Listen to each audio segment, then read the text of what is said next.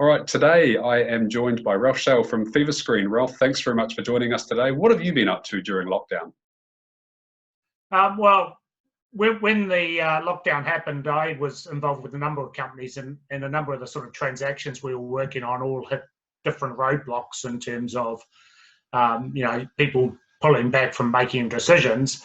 One of my clients rang me up and asked me about using technology to screen people for fever as a sign of, obviously, the COVID-19 virus. So basically, over what probably amounts to about 6 weeks, we've done a significant amount of research into different technologies that are available around the world.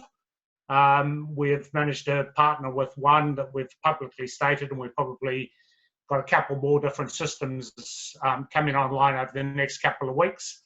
And we've launched a business basically trying to supply these systems into the New Zealand market. Started off thinking it would be a relatively short business. Since then, we've obviously discovered some ideas around how we can enhance that technology, both for applications here in New Zealand and offshore. There's a lot going on.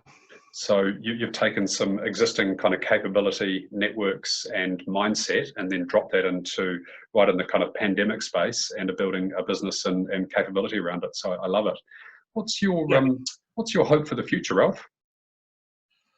It's probably actually no different than it was when I got asked a very similar question sort of 10 years ago. I mean, I've got kids that are sort of one's 15, one's 19.